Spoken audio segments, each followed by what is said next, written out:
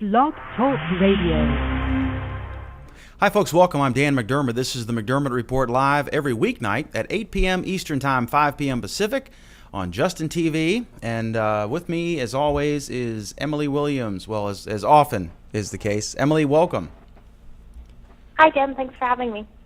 All right. Okay, I want to talk about a number of things that we've discussed today or shared with each other. But the Warren Jeffs thing, leader of the Fundamentalist Church of Latter-day Saints. This is basically, it works like this. When Utah wanted to become a state, the Mormon Church had to agree to give up polygamy in order to join the Union. And so this group, headed by Warren Jeffs, is called the Fundamentalist Church of Latter-day Saints. They're disowned by the mainstream Mormon Church. And he is on trial for taking liberties with two of his, I guess he would call wives, who are 12 and 15. And they apparently did a DNA test on one of the people, the 15-year-old, and the DNA matched the child she had when she was 15. Now, my view on the polygamy thing, I'm pretty libertarian. I think if they're not really legally wives, they live as wives, and if you can find 5 consenting adults who want to live as your wives, I guess that's your business. And it's legal in Utah, and even when the law is breached, it's not really enforced. I think they'd have to lock up half the state, but that's an exaggeration, but not much of one. But when they're 12 years old, I got a problem with it, and that's not a consenting adult. And the other issue is this guy is he's called, the judge is a woman. The judge had polio as a child, and he read something saying that, some statement that God had said that she had to recuse herself, and that God had inflicted a crippling disease upon her that would kill her eventually because of this trial. And she walks with a limp because of her polio. This guy's a real sleazeball. And we're not Mormon, we're not in Utah, we weren't brought up in this society. But Emily, from our 10,000 feet in the air vantage point, what do you think about this whole situation? Well, it's pretty obvious that if he fathered a child with a 15-year-old, then he was in violation of the law. I think it's, that's pretty cut and dry. And the use of his, I think it was, was it actually him that filed the motion, or was it someone on his behalf? Well, he's fired his lawyers. He's representing himself. I mean, it's got to be must see court appearance. This guy. Obviously. That's just yelling at the judge like that. That whole that motion was ridiculous. I don't know. It's obvious that it's tricky when law and religion come butt head to head, but with a case that's cut and dry, that's just, if you're going to live here, you have to abide by our laws, kind of thing. So he's a piece of work. But it's interesting. I'll give him that. He puts on a good show. All right, so I guess we don't support Warren Jeff in this legal case. We'll leave it at that. We're going to prejudge this verdict. Okay. The other thing I wanted to, are you following the debt ceiling, our ratings bonanza topic? I guess the House has now passed the new bill, and it's on to the Senate. And last I heard, Senator Harry Reid was trying to get unanimous consent. I don't know if that's going to happen. I know one guy said that I don't know if it was Utah or Iowa, but Senator was going to filibuster which would mean that they'd have to get 60 votes. Are you up on this? What the deal is? I think they got one day, right? Yep, this all happened today, and I have not been able to tune in since the House was in the process of passing it. I actually finally have internet at my house, which took all afternoon for some reason. But yeah, it sounds like this is likely going to go through from the commentary I heard this morning. And you know, everyone was saying, everyone that is familiar with the debt ceiling in the past said that they still felt pretty comfortable that it was going to pass in time, and this deal that's going through right now sounds like it is that last-minute deal that everyone thought would happen. So, yeah, it sounds pretty likely that this is going to go. I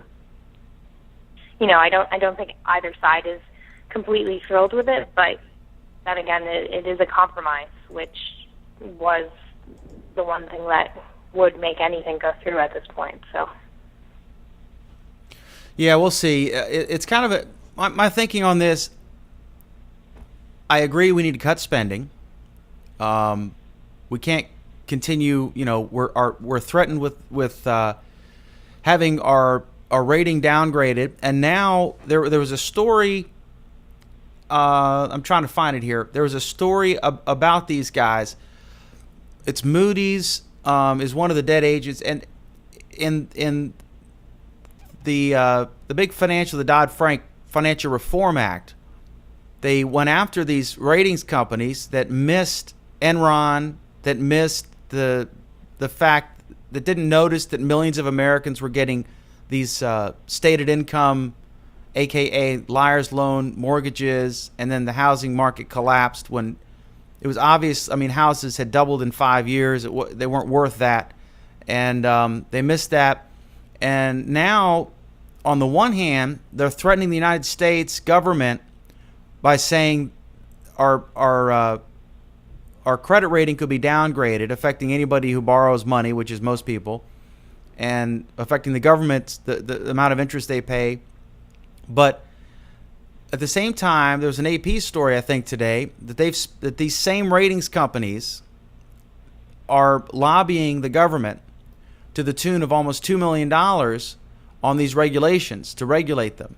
And then they said, oh, well, there's an iron wall, like similar to what you see in a newspaper. We have in our papers, we have advertising salespeople and we have news people, and you don't sell stories. You don't, if you buy an ad, we'll do this. You don't do that.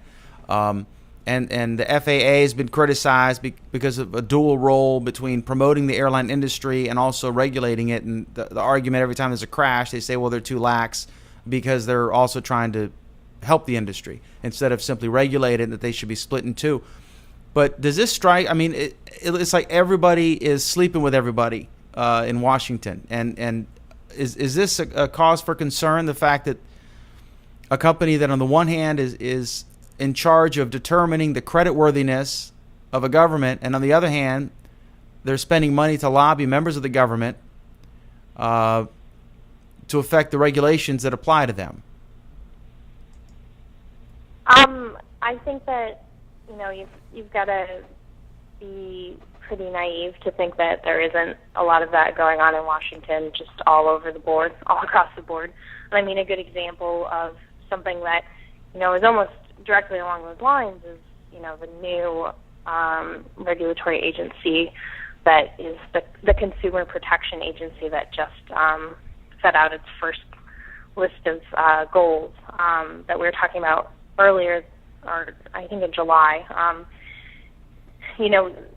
That was an effort to remove regulatory agencies from agencies that were responsible for maintaining the business. So that was a separation to avoid something like that. But knowing that happens, and that was out front, and everyone knew that was happening, I think that you can assume that there is plenty of conflict of interest with lobbyists and Washington. It's a mess, and everyone's known it's a mess for a while. And reporting in Washington has also been a mess, and it's, it dates back far before my time or your time, that, newspapers, the Washington Post, I believe under Bill Bradley it was, tried at one point to get reporters in Washington to really clean up their reporting, and they said for a while that they would not cite anyone in the paper that didn't go, completely on the record. So no more, a White House official said, or, a Democrat said, or it all had to be, on the record with a name and complete citation. And that effort lasted, I believe it was like a month, maybe tops. And the hope of the Washington Post was that the rest of the papers would follow them, but they didn't. So, Washington it's a place of secrets and corruption, and it has been forever. And I would argue that probably most governments are the same way. It's just a tricky, complicated mess, and for the most part, we have to cross our fingers that everything comes out all right.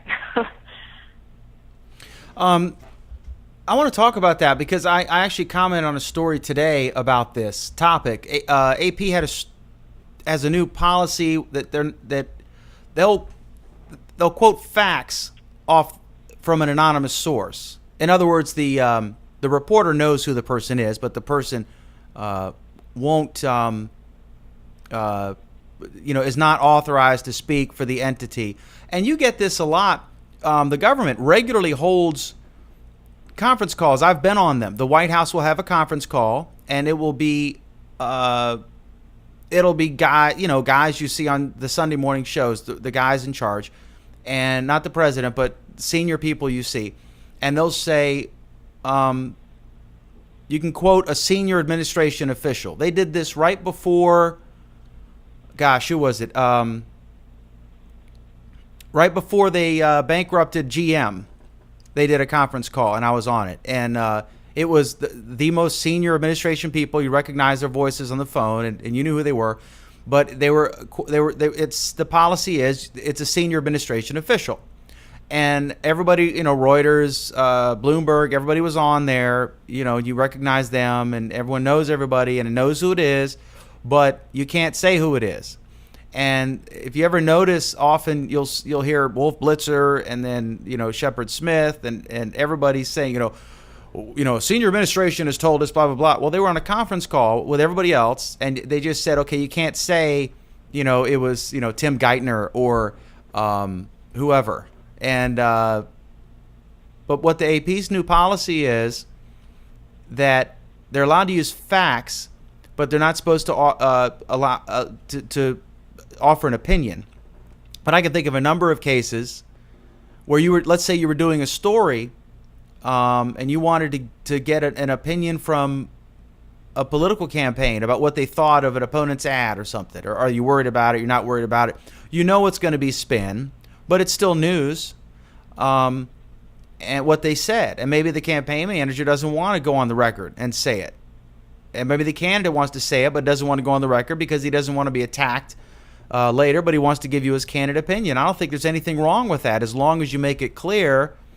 You go sort of, a senior official with the Smith campaign who spoke on the condition of anonymity because he was not authorized to speak for the campaign. And then you say he said that the campaign's not necessarily all worried about this thing. What do you think? I mean, it seems silly to me to try to have that policy because I certainly wouldn't abide by it. It's a tough line, and there's a reason why the Post didn't succeed when they tried to clean up their reporting. And when I say clean up, I mean part of it is, it's just better reporting to have people's names in there. Period. It's more accurate. But we do know that it's necessary and it's hard. I mean, the reason the Post didn't succeed is because they just couldn't get the content without doing that, without having people on background. And so really it comes down to, everyone has to change for it to work. Officials need to go on record more often, and, it's just the whole process needs to change. So until that happens, you miss out on reporting. The argument for not putting people on background is that sometimes it leads to stories that mislead the entire media. The perfect example of that was the reporting surrounding the weapons of mass destruction, that whole controversy. And, that was reporting that was entirely done on deep background. And when it turned out that the sources were wrong, you didn't have someone to point to. And it's times like that when you realize that, when you're reading a news story and you're reading information from a source on deep background, it's hard to trust what they're saying. It makes it harder to know that it's a definite fact. Well, I think that one example of a perfect example is this debt ceiling story,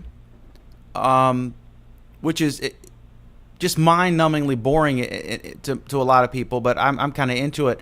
And I think it's interesting that in the same way that Ross Perot made the budget deficit uncool and unpopular, and that was, in my opinion, his big contribution. Also, his funny lines in the debate were a scream. But in this story, a lot of what you're getting is off the record, leaks from. For example, the people in these negotiations, they may not want to go on the record and say, but they might say, yeah, it's looking good, we're close. But they may not want to go on the record. Are you not going to report that in this competitive environment? Of course you're going to report it. You're going to race to the TV, say, I got something. I just think it's unrealistic to have these utopian goals. Sometimes it's in the public's interest to have as much information as possible. And oftentimes, half the quotes we get or half the information we get, we wouldn't get if everything was on the record. How could you do your job? Your job is to sort through it and to try to, sort through the horse poop and gun smoke and try to determine what the truth is and present that to our readers or viewers or listeners, what have you. I think it's a utopian goal that makes no sense, and it's silly to even put it in writing. Yeah, I guess if you abandon that goal, every reporter should of course strive to get someone on record if they can. I think making rules against it or against having sources on background are obviously a little unrealistic.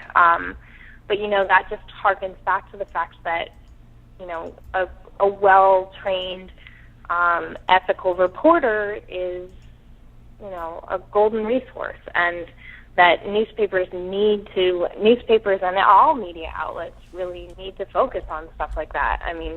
In these days of cost cutting everywhere, there are less reporters and doing more work, and they're not only meeting deadlines for papers or evening news reports, they're also maintaining websites, and it comes down to we really have to value journalism in our society to keep quality journalism happening. And unless people are willing to say, yeah, I'm ready to pay so that I know that person on background is saying something true. It's what it comes down to. Quality reporting costs money, and quality reporting is it's an art. it's a hard thing to do, and people really need to understand that. You think payment is always bad? You think payment is always bad? I do. But then again, that's because the people that pay for stories are, the National Enquirer and other tabloids. That's always been a line. Well, ABC News. ABC News was just in this thing. They paid this woman, what was the story? And it turned out to be bogus. I've been paid. Yeah. And I was paid. I got an agent in New York, and the deal was they wouldn't pay. This was a national story I was in the middle of, and my agent actually called me up and yelled at me because I had gone on Fox, and he's like, stop doing all these free interviews. I said, what are you talking about? He said, no, because I had pictures and different stuff, and he said, no, what they'll do, they'll buy your pictures and then and then you give them the interview. And it was but I didn't change any of my story, but it was thousands of dollars. Hell yeah, I'll talk to you for thousands of dollars. I mean, the list of things I won't do for 10 minutes for, a couple grand is short, right? But I didn't change anything. It was just like I had a story that was valuable, and Gawker and the New York Post bought it. Yeah, but you were going on as a commentator, correct? Like you were a reporter. Mixture. Something about the story. Yes and no. I was I was working as a reporter and got swept into sort of a scandalous news story as an observer. So I was like I was a reporter, and I was describing. Yeah, I was offering my personal analysis of a national news story that I had been swept into and quoted, around the world about. My agent called and said, "Shut up," and he got a lot of money, and I spilled my guts, but for a lot of money. But you got to eat, and those stories don't happen. I mean, it's not like I'm in a national news story or I'm on TV 40 hours a week. It's not every day. But yeah, if I gave you $2,000 to talk to me for 15 minutes, would you? Of course you would. Yeah. From your high horse vantage point, you would. Go ahead. Sorry. Yeah, there's a difference between paying commentators to appear on a show and paying the news. Like paying the person that is the news. Like if you paid, I don't know. It's like paying the girl that's sitting at the lemonade stand to take her picture to put in the paper, or paying, once you start paying the source of the news, that's when things get skewed. And of course, ABC saw that point in case when the woman was making up a story to get money. And, who wouldn't? It's corrupting. Money is corrupting, and we know that. Like Jerry Springer, that kind. Come on, Yeah. I married all of my daughters. Come on, that's BS, right? Yeah. And that's been a long time policy in journalism ethics, is that you don't pay for interviews. Like it's what separates like celebrity gossip from news. It's just another one of those. And without ethical checks or without policies like that, then it all just falls into the mess of just money-making yellow journalism. So. All right, what if you're in a plane crash, you're the only survivor, and everybody wants you, and you're going to have 10 minutes of fame, right? You think somebody's not going to pay them? And Oh, of course. I'm not saying it doesn't happen, and I'm not saying that and this all falls into like mainstream media problems, I guess. And it's stories like that all of a sudden, I'm saying that if you're a reporter and you're writing a story on, I don't know, a pharmacist who's like, getting charged for something dumb, or I don't know, you don't pay people for interviews. You just don't. It's just something you don't do. As a real reporter, you don't do that. Once you start paying for people for interviews, you are a news talk show or, any other slew of things rather than just a reporter. It's just one of those lines. It's like the line between advertising and news. Well, I hear you. But I got paid and I spent it. But I was a reporter. What about the guy who has the only video? Better to get paid than to pay someone. Right. Better to get paid than to pay someone. Wait till my agent calls you and you're the only survivor on a plane crash, and we'll see. But then, of course, you're a reporter, so you could claim news whatever. Commentary. Hey, we have some breaking news. I got to pull this out. Tropical Storm Emily has formed in the Eastern Caribbean. Ironic, isn't it? Well, it's not the first time that a namesake hurricane has happened for me. There was a Hurricane Emily in my lifetime already. I remember her fondly. Is there ever a Dan? There's never a Dan. There's never a Hurricane Dan, right? I can't think of one, no. We used to follow them quite closely growing up. living in Maine every once in a while, like make it all the way up there. But I don't remember a Dan. No. So do you have also the other thing I just wanted to say on this debt story thing, Gabby Giffords, the congresswoman who was shot by that creep, went in and voted, and she said that she wasn't going to, let something like, she wasn't going to not be there and that was going to be the vote that didn't happen, or, something. And she got a standing ovation.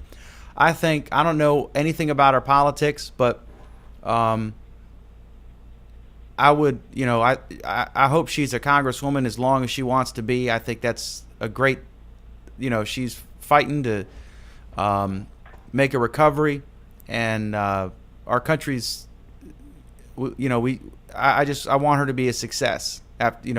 She just seems like a nice lady, and I just think it's awful what happened to her. She was is a beautiful woman, and I just think it's great that she's making this comeback. Yeah, I do. I think that the combination, like her story and the fact that she's married to an astronaut, it's one of those, good feeling American stories that we don't get as much of anymore, I guess. And, here's to her being, scandal free and a powerful politician in the future. I agree. All right, now, I've got a trivia question. I've been meaning to do this. Here's a trivia question. All right. Why do we count in tens? Do you know?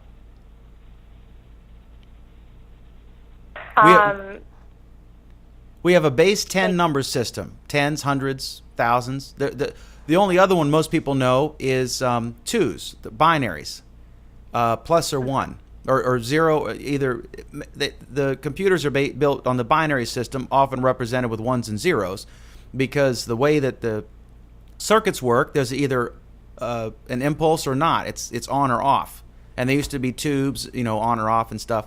But you know why? I mean, we could count in nines. Our system could be 90 or 81 or 11s, right?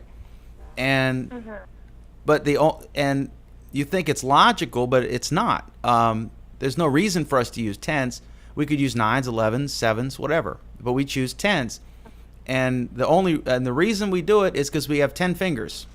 And when we were cave people, before we could speak or anything, we could, hold up 4 fingers. Or if you were angry at another cave dweller, you could use 1 finger. Just kidding. But that's the reason. That's why we have a base 10 number system. It's not any more efficient. We just know it because we grew up looking at our fingers. So that's the trivia. Totally on obviously a slow news day. That's great, Dan. Yeah. Great, Dan. No, that's not surprising. I mean, I know. I don't know how to speak Arabic, but I can read Arabic numbers, and I know that Arabic is very base 10 in the way that their numbers are formed, in the same way that ours are. But, that is pretty logical that we have 10 fingers and we would do it 10 ways. And I'll give you another one, and then like, before I rant on Comcast, I'll give you another one. Do you know why old barns and schoolhouses were red? I guess you don't know this. Most people don't. Yep. You do? Why? Because I grew up in a very old town that had an old schoolhouse that was red and several red barns. But do you know why they're red and not blue or orange? I don't. No. The reason is, back in the day, when these things, when we first started painting things, there wasn't a Lowe's or a Home Depot or your paint store. Paint was a recipe, and you would buy the ingredients, and you would mix it and use it, and then it would dry up the way cement is done today. And the cheapest ingredients were for red. Other colors, you had to buy different ingredients, and it was more expensive. So for schoolhouses and barns, they would use, for any kind of government project or some farmer's barn, you'd use the least expensive option, which was red. That's why they're all red. And then it just became sort of a tradition, I guess. So anyway, okay. Having lost our audience, I I want to talk about the Comcast. There was an interesting story about Al Jazeera, and I pushed this earlier today. I said you'd be talking about this because you've been to Doha, Qatar. For folks who don't know, there's an Al Jazeera Arab. It was started, I think, I forget what year. After 9/11, right? 96 maybe. And then there's Al Jazeera English. Now you can watch it. You go to english.aljazeera.com or net, whatever, and you can watch it online. And it reminds me of the BBC. When I used to live in London, and we watched the BBC. Real straight news, kind of like the News Hour, but perhaps even more entertaining or whatever. And I remember Hillary Clinton made the observation. She said Al Jazeera is putting out real news while the American cable stations have two talking heads arguing with each other. This was best exemplified. I did a post on my Google Plus page today, and if you'd like to weigh in on any of this stuff we're talking about, or introduce something new, or yell at me, we love when you do that. The number to call is 818-688-6625. 818-688-6625. You can join in. But this was best exemplified when Jon Stewart went on CNN's Crossfire and said, you guys are hurting America, you're just spewing partisan talking points. And it was true. I used to love Crossfire when it was like Pat Buchanan and Michael Kinsley. You had two guys who were both intelligent. They both knew stuff. They had an interesting take. There's nothing wrong with the roundtable. I love the This Week roundtable that has, I love George Will. I'm always interested, what is George Will's take on something? But to just have these guys who are just partisan hacks and they're just going at each other, it's just nonsense. And anytime someone's overthrowing Tunisia or Egypt, Al Jazeera is great because they're on the ground. They've got 70 bureaus around the world. Anyway, so they're having a time getting on the American cable system. They're on a handful, and I think now they're going to be in New York because they've made a deal with a local channel. I imagine they're paying them, and so it's going to be 1 hour of local content and then 23 hours of Al Jazeera, and that's how they're going to get on this.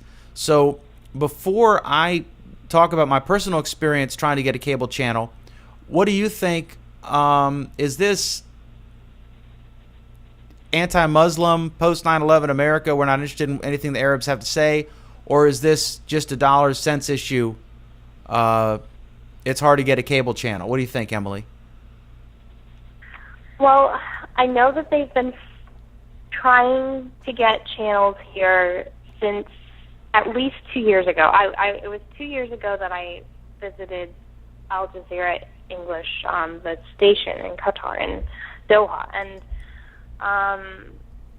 they then said they were hoping within the next few months to have channels in New York and D.C. and somewhere out in California, I think.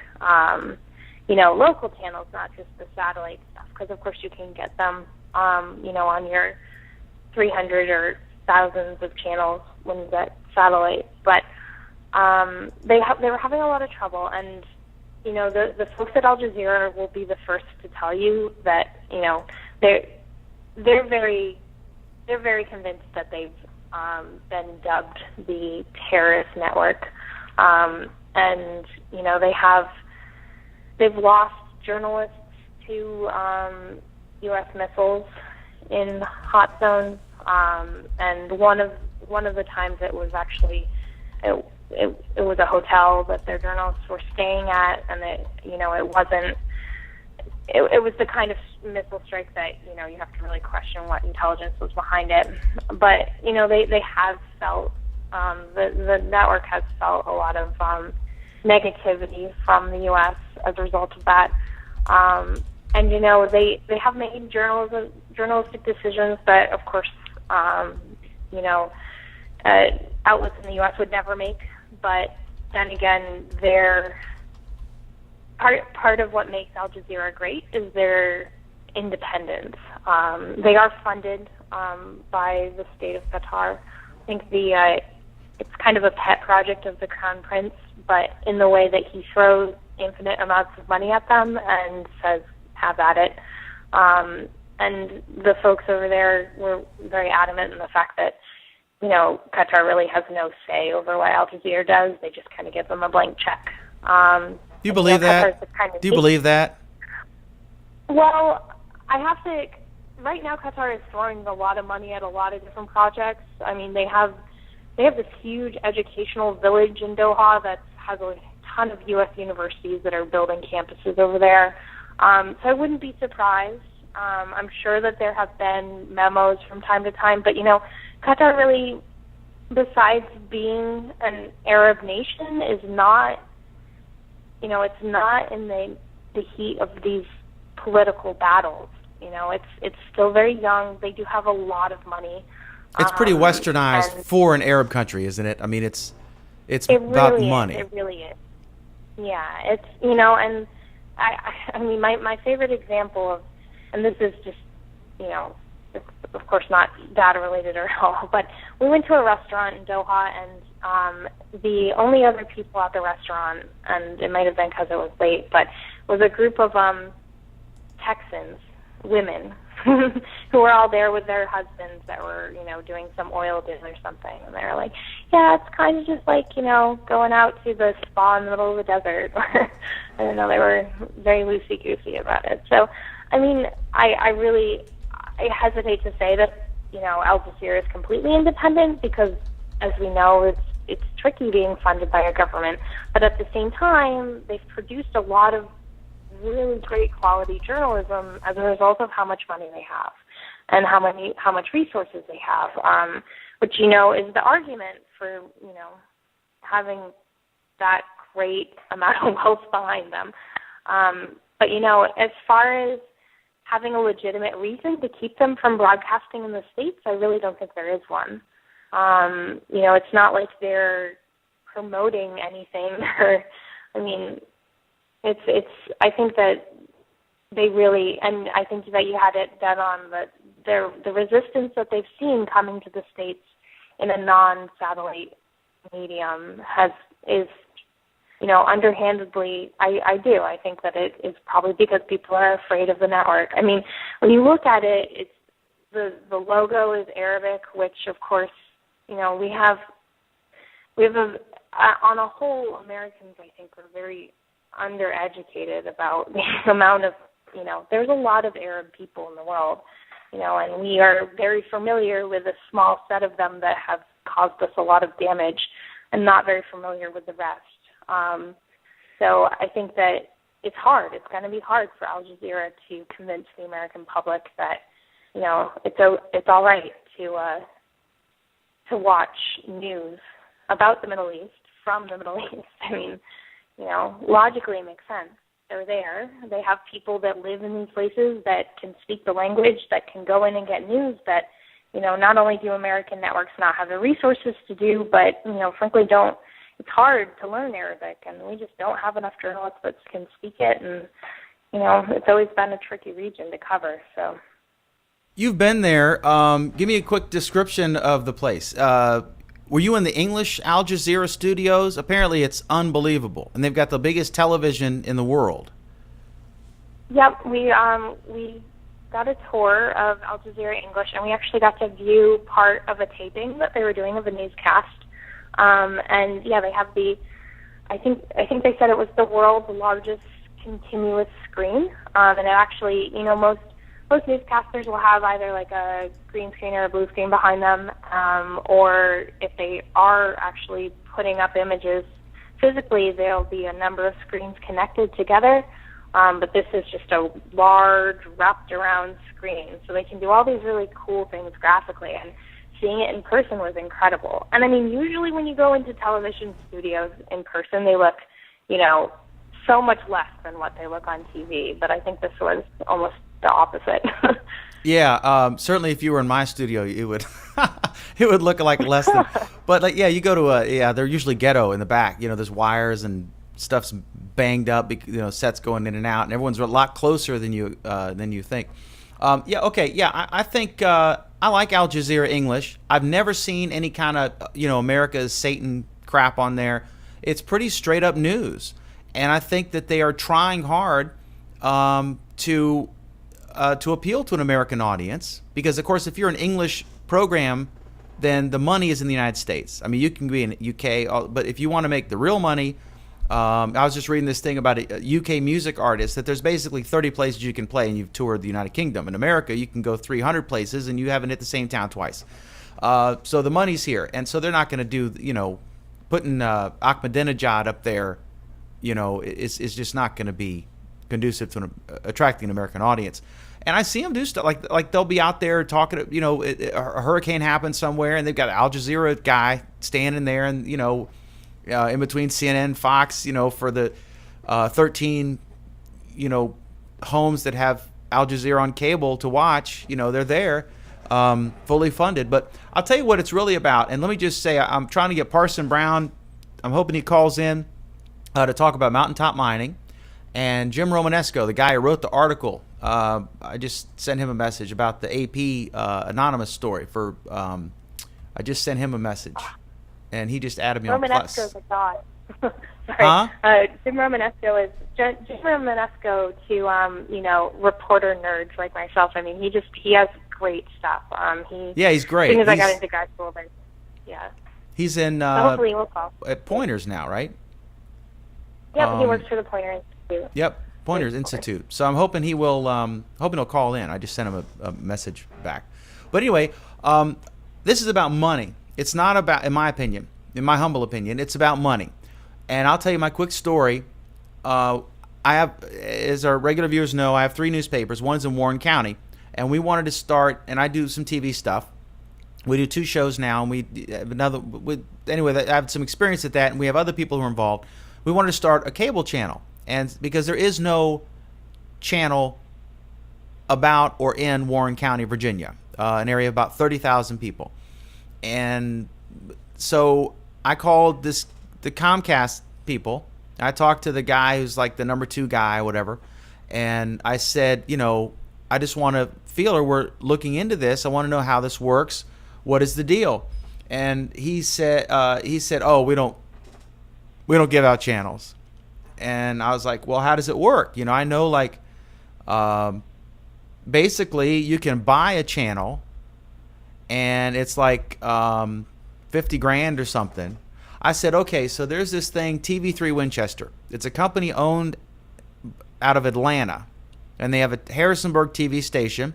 And when they went digital, what they did was the FCC gave them enough stuff so they could have a super great looking HD channel, or they can have an okay HD and some substations. That's how all these channels that used to be one channel are now 3 or 4, because they split the signal up. They could give you a higher quality HD, but instead they give you a pretty good, but not the full quality, and they use the rest of the bandwidth to put the weather thing or whatever stuff they're doing. Well, they use one of their channels to set up a little digital only and cable channel in Winchester, Virginia, and it covers Warren County, but it's not the same as a locally owned, operated about Warren County. So I said, we can do this. I just want to, find out.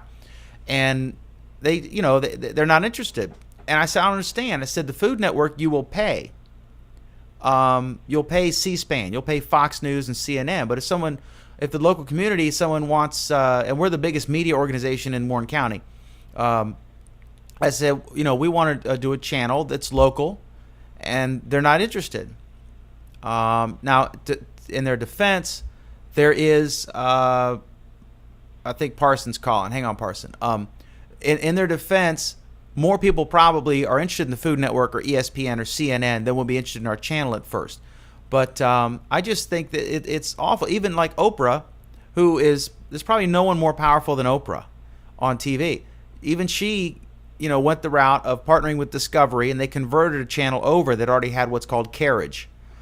And when Fox News Channel started, there was just basically CNN, right? The Cable News Network, which was ridiculed when it first started, the chicken noodle network, and then became dominant.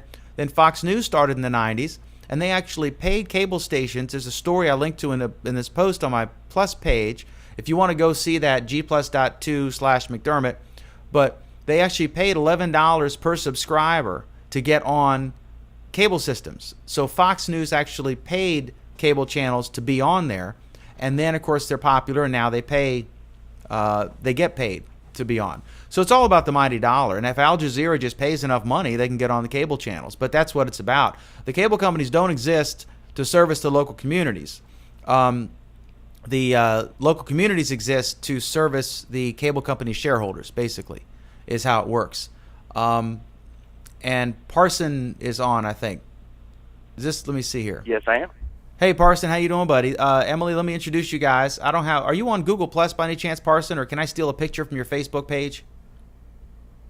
I am on Google Plus. You can steal a picture from Google Plus or Facebook, whatever's easier for you. All right, I'll grab it. Let me see, Parson Brown here. I'll add you.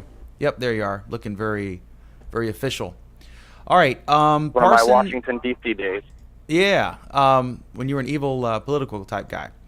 All right, tell me, Parson, you have a pet issue, and I asked you to call, and it's something I didn't know about. This is interesting. I didn't know anything about this issue until the local Tea Party guy, of all people, the good guy, but you wouldn't expect him to be any kind of environmental guy. But he went up there and just railed at the town council meeting in Front Royal. This guy, Tim, oh my gosh, how embarrassing.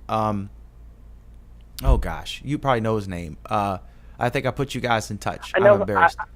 But he went railing about it, about the mountaintop mining, and I was like, what the heck is that? And I guess, why don't you tell us what it is and tell us what you do? Because I know you're a thorn in the side to our popular congressman up there, Frank Wolf. So tell me what the deal is. What is mountaintop mining? Well, I'll talk about mountaintop removal, which is what I do all over the place. And let me just preface that with, I rarely do I get the opportunity to talk about mountaintop removal in places around, such as Warren County, which is where I'm from, where most people still know me as Jared Hill, because that's who I am, and Parson Brown is a name that I've worked in and under the film industry for a couple of years, and that I hope that I'm not necessarily a thorn in Congressman Wolf's side, because for such a long time, Congressman Wolf has been a great ally, and we've disagreed within the last few months. But more so, mountaintop removal is where they literally blast the tops off of mountains to access coal seams, and it's primarily in West Virginia, Kentucky, Tennessee, and even in our own beautiful state of Virginia in the southern regions. And what happens is then when they blast off the tops of the mountains, they unearth not only the coal but the heavy metals that are deep within the earth, and throw them aside into things that are called valley fills. And then we end up covering watersheds and streams and creeks, and end up with really just horrible situations in terms of water, and the quality of water is really the most devastating part of mountaintop removal, and that's if we're not even talking about the fact that the mountains have been destroyed. And of course, being from Warren County, living or even thinking about living without mountains, it's just something that touched me from the very beginning. Okay, and what got you into this? This is not a well-known issue. Why did you choose this? I mean, a good friend of mine is into birds. She loves birds, and you're into promoting this issue. How'd you get wrapped up in this? And have you had any success, in convincing folks? Well, I've been working on this issue for about 6 years, but what originally, got my attention is just from being from Warren County, Virginia. I grew up in Bentonville, Virginia, which is just outside of Front Royal, which I'm sure some of your viewers are aware of. And, just mountains are so much a part of who I am and how I grew up. And happened to come across a YouTube video when I was in college in Chicago. One of my friends, a neighbor from down the hall, came in with this YouTube video, and she was frantic, to show me what they were doing to the mountains, and I really had no idea. And it's something that, as a topic in general, mountaintop removal has received a lot more publicity than it was a few years ago. But but overall, it's not something that you hear about. It's not something that makes front page headlines all the time, and it's one of the most devastating environmental practices that are taking place in our country right now. And it's just really, that's why it's important to me, because not only are the mountains being completely destroyed, but communities are being uprooted, and water is being tainted. And in mining country, in coal country, there's that heavy argument of jobs and people's livelihood a lot of times relies upon the coal industry. So they're pitting brother against brother, and it's just really, I thought that I was learning about the tops of mountains, and that was going to be the end of my anger. And then you really open up a can of worms and realize that it's just a really complex situation that's taking place. And it's all for our energy needs as Americans. The coal that is used for mountaintop removal is like 6% of mountaintop removal. 6% of the coal that we use in our country is actually mountaintop removal, and the devastation and the irreversible, damage that's done to our ecosystems and to those communities is just, how do you measure that? Yeah, I think let's get Emily in here. Emily, you're a big supporter of mountaintop removal mining, right? I'm just kidding. Thanks, Dan. No, actually, I've been aware of this issue for a while now, and part of that is probably because I'm an avid NPR listener, as everyone knows. But I think I don't have much to add to the conversation as far as facts go, but I do know that, I'm a huge hiker, so anything that involves destroying mountains is not good in my book, let alone the environmental consequences. And, stuff like that, I've actually worked with on a story about contaminated groundwater residents that were worried that it was affecting their health.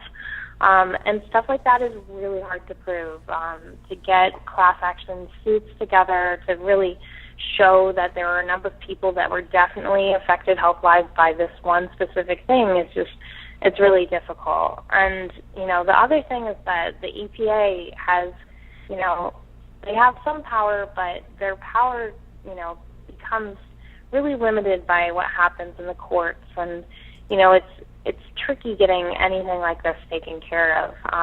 But the only other thing I wanted to add is that I think there's a documentary out right now in theaters, I believe, called The Last Mountain.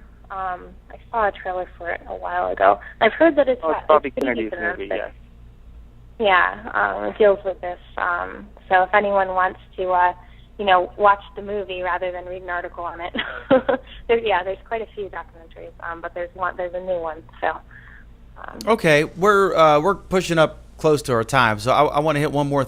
First of all, Parson, if someone wants information on your group and your efforts, where can they go? Go to toplessamerica.org. That's the name of our organization, and that's also the name of our documentary that is in post-production right now. So yet another documentary, more so on the movement that's been fighting mountaintop removal. So feel free to visit that site. Okay, that's toplessamerica.org. Toplessamerica.org. Yes. Okay, cool, awesome. You can weigh in on this next topic. It's kind of fun if you want. Joe Biden apparently is charging the Secret Service rent. This is a great story. Drudge linked to this. Apparently, Joe Biden, who's not a super rich guy, he makes $500,000 now, but as a senator, I don't know what their salary was, one something. But I think the last time, when he ran for president, I think his net worth was like $200,000, including property and everything. Everything added up minus what he owed. His net worth was a couple $100,000. So he's not, Warren Buffett, right? And anyway, so he has this thing, some cottage, and there was a tenant there paying, I guess, $13,000 a year or something rent, and they moved out, and the Secret Service said that they would like to move in because they could better secure his home if they occupied this cottage right next to it. And so he's like, okay, I don't care, and he just charged them the same amount that the previous tenant had paid. So the Secret Service, which for free protects the vice president, free to him, is paying him rent to the tune of $13,000. What do you got? What do you think? Is this an outrage or is this a bum rap? What do you got? What do you think, Emily? Well, there's been so much outcry on the internet about this story, which as soon as you sent it to me, I realized it probably was going to be. But, the fact comes down to if they weren't paying rent to Biden, they'd be paying it to someone else. I mean, they're using a building. It's not like it was a building that his in-laws occasionally stayed at. It was a place where he was renting it out before. So, I mean, yeah, it's kind of like on just the headline, just the Biden's collecting rent from the Secret Service is that it sounds horrible. But at the same time, I don't think he's doing anything under the table or bad or unethical. I had some great comments under here, John, under my post. They're worth a read. It's under this story I posted to it, and some good give and take. What do you think, Parson? See, I've got an environmental activist and an NPR listener on here. I should have had some Republican here who could blast us. What do you think, Parson? Is this an outrage or is this a bum rap? No, I think I'd have to agree with her for the most part because more than likely anywhere that you're going to be housing, Secret Service or any government employee, they're going to be paying to someone. It's a little bit. It's sort of interesting, I guess. Like your job is to protect my life, so pay some rent on my property. But what's really more interesting to me is that I think I'm aware of this cottage in question because not that I go and hang out with Vice President Biden, but because I was on my way to a conference one time and got a little lost and definitely inadvertently had to make a U-turn in the Vice President's driveway. But I think that, perhaps that's not such a big deal. You can do that? You can just do a U-turn. I don't think that you're supposed to, and I don't suggest it to everybody else.